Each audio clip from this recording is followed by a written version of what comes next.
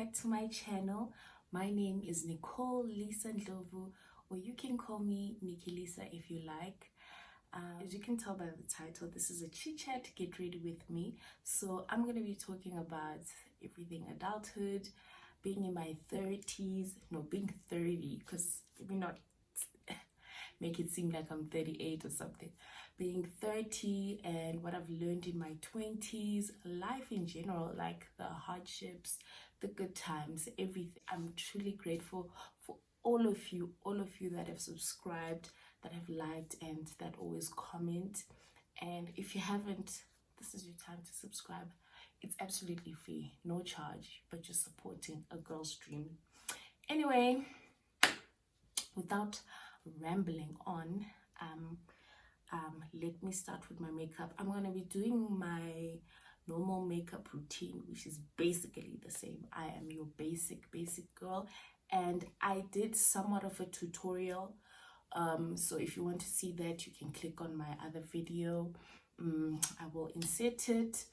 And yeah, because I'm not going to be telling you what I'm using, I'm just going to be like doing my makeup as I talk.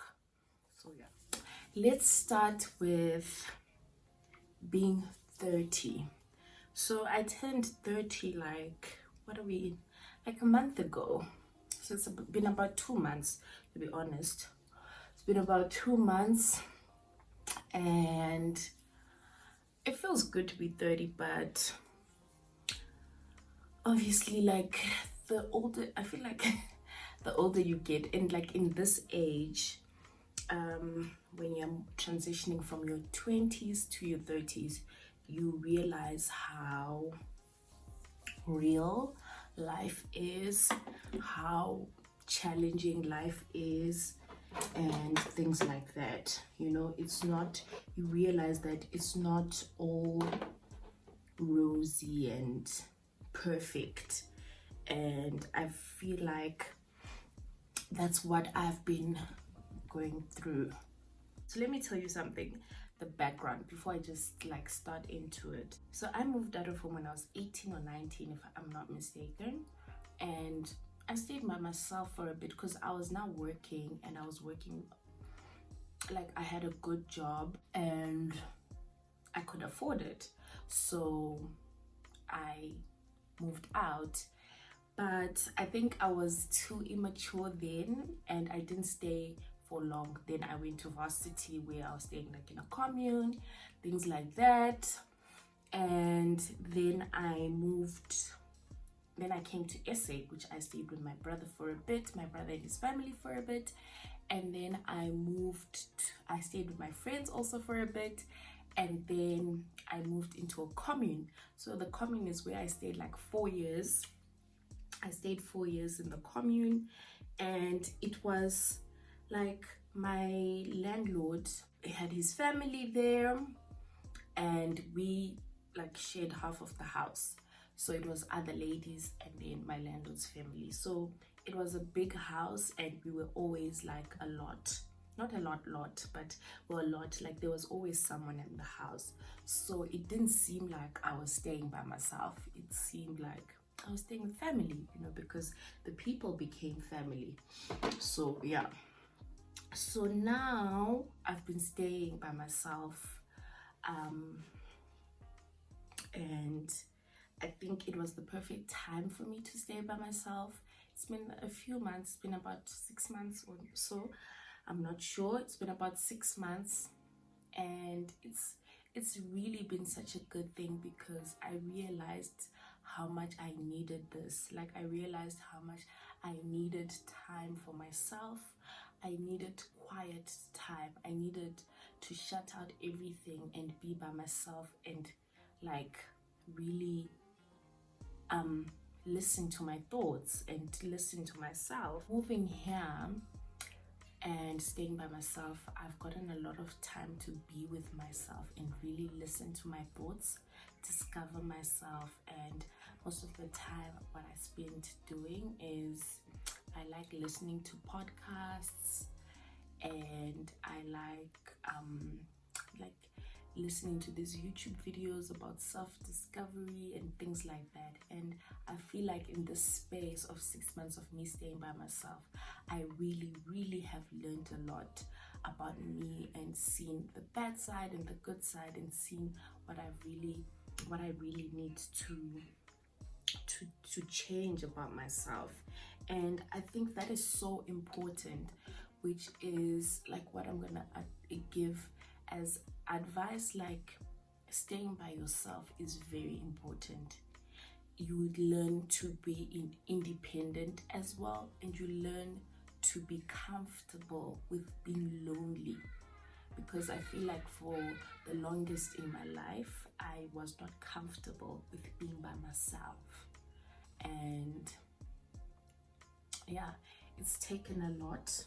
It's taken a lot because I know I have a lot of trauma, and when I'm by myself sometimes I cry, I get depressed, and I end up just listening to music or listening to a podcast because it helps me, or watching TikTok because TikTok will make you laugh. But yeah, but like, staying by myself has really kind of helped me deal with the things that I have to face. Like, I know I've got a lot of childhood trauma. I know I need therapy, and it comes from the passing on of my mom. When my mom passed away, my life changed, and it has led to so many things that have really like affected me, and till today, like, it's so crazy. Something that happened when I was 6, it still affects me till today. So I really need therapy for it. So I can't afford therapy, and I've tried to look, I can't afford it. And so the best way I do is I try and read books, read the word of God, listen to worship, listen to sermons, listen to podcasts that are about helping you and mental health and things like that. Those things help me a lot to deal with such things. So yeah, it's what I've been going through, and like, each day is different. Like, each day is different for me. So that has been 30 for me. A lot of self-discovery, a lot of alone time, and I appreciate that. Yeah, it's hard to talk and do your makeup at the same time because I just want to look at you guys and talk to you. So I'm going to get into my career. Like, and when I say my career, I'm not just stating like what I'm doing now. I don't want you guys to look at me and think like, oh, this girl has everything figured out, especially people that are younger than me. I hope you get something out of this. I hope you learn. Yeah, because child, I do not have things figured out. I really don't, and that's why I am also consciously trying to learn more and try figure these things out. So with my career, what I would say at the moment is to be honest, and I'm gonna be brutally honest because like, it's what I promised myself, it's what I promised you guys. I promise you honesty. With my career, to be honest, I'm not happy. I am not happy with where I am career-wise now, and I'm not saying that I'm like ungrateful. I'm so grateful for my job. I'm so grateful for my job because it's not by my strength, it's not by my power. It's because of God that I'm here.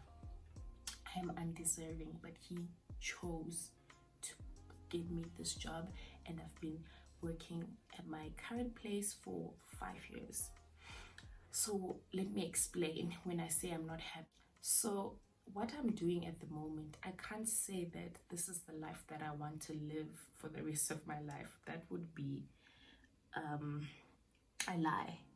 That's not the life I want to live. For me, I feel like it's become a cycle that I'm stuck in. You know, when like, you know that wheel when there's like a squirrel or rat and they're just like going round and round. I feel like I'm that squirrel or rat. I'm just going round and round. I'm stuck there and I can't come out. So for me, it has become a constant cycle. It has become, oh, it's Sunday, tomorrow is work. I get anxiety, I get stress, and I know I have to go to work and pressure, and I'm not really fulfilled. Yes, you know, there are good times at work, things like that, the comfortable environment, you know, we've got perks and things like that, but it's about fulfillment. When that little voice inside you is telling you this is not the end, you know, like how our parents used to, like, when they get a job and then bayabegezela till the end. For me, you know, there's that little voice inside me that keeps telling me that this is not it. This is not the end of your journey. Yes, I've learned so much at my company. I've grown. Like, you don't understand, guys. I've learned so much and it has benefited me so much. It has made me the person I am. But that's not the end. And I feel like that's the lesson that I've learned, that sometimes you need to know when to walk away. And I'm still going through that and I'm still trying to figure that out. So yeah, so with my career, I have so much dreams and goals, which I won't mention, but I feel like there is a place for me and I still really need to explore that. And the other thing that I want to give advice is, like, I feel like, so backstory. So growing up, if you didn't know, I like saying this, growing up I used to dance. I used to dance very well. I used to dance very, very well, and I used to love dancing, guys. And dancing made me feel like I was on top of the world. Like, you can't touch me. Like, this is it. This is for me. Dancing was my joy. It was my everything. And I grew up in a family where people love dancing. My brother could dance. My sister could dance. Like, my cousins, like, could dance. And you know, it was so amazing for me to express myself that way. And I remember when we went to Cresta Hotel and Lodge, I think, for Christmas there was a dancing competition, like, you know, those kids things. I went for the dancing competition and I won this like teddy bear. And then moving on, and then in grade 7, I remember me and my friend, we did this whole routine and it was so nice, guys. Her mom got us costumes and we dressed the same and we went to convent and we did this dance routine. Of course we lost, but we lost, but I'm so proud of that moment, because that moment, I'm getting emotional. I'm getting emotional. That moment for me was just so magical because I was doing something that I love. Sorry, guys. I'm such a crybaby. I was doing something that I love, so it was so special to me. And then when I was now in high school, like, I went to St. James Secondary School. It was a boarding school in Yamandlovu in Zim. And I was in the dance club, and guys, it was so amazing. There was this girl from Botswana, Amohela. We used to dance together, and I won best dancer in the school, and I won best hip-hop dancer, hip-hop and R&B. And that was me, you know. I just felt so alive when I used to dance. And after high school, I looked for a girl group. I looked for people to dance with on Facebook. And that's how much I really, really loved it. And then I moved to SA here. I came into SA. I knew that SA was a very creative country when it comes to dancing and things like that. And the arts industry like is insane, like it's 10 times, like 100 times better than Zim. So I was like, you know what, SA is the perfect place to pursue my dancing career. So I came here and I used to send out videos, dancing videos every day. And I was like, you know what, I don't care if I'm a backup dancer and things like that. That's the industry I want to be in. So even if I start low and build up my career, that's gonna be fine, you know. And I really wanted to do it.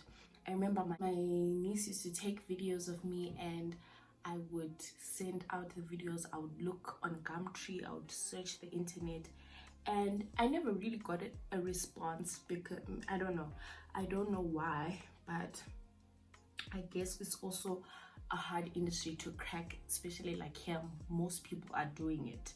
So I think it could go with who you know and things like that. I don't know. So you know what, I just like ended up doing like the waitressing job, you know. And I just feel like people, whenever I would state and be like, I just sent a video for auditioning for a backup dancer, and people would have this thing, you know, even growing up, like people would have this thing like dancing, you know, dancing can't be what you want to do. And that was so demotivating for me that it kind of made me feel embarrassed about it. I felt embarrassed to even push hard and push for it, because I just thought, okay, I'm just this girl who dances. How stupid is that? You know, it doesn't bring any value to me. And coming from Zimbabwe, like if you tell your parents you want to dance for a living, they just look at you and laugh and be like, are you serious? Because I feel like Zimbabwe has put this thing that you have to be a lawyer, a doctor, and it's really sad, because I feel like in life you don't really then reach your full potential, because you're kind of forced to do something that you don't want. So yeah, that's the things I faced in my life. And I feel like I feel like now I've lost that talent and I've lost that passion, because I've gained so much weight, and I can still dance, but not as much as I used to dance. And it's just, it has given me this thing that I'm so shy and I don't want to dance in public, or you know, even be like how I used to be. Like I would get into the same type wherever and I'll just dance and dance and dance, and it's like this thing, or just this fire, this passion. I don't know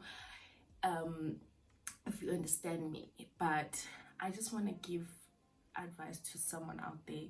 If you know you are passionate about something and you feel like people won't accept it, my advice to you is just follow your heart. Don't listen to the voices outside. Don't listen to what people say. Yes, school is important, but I just feel like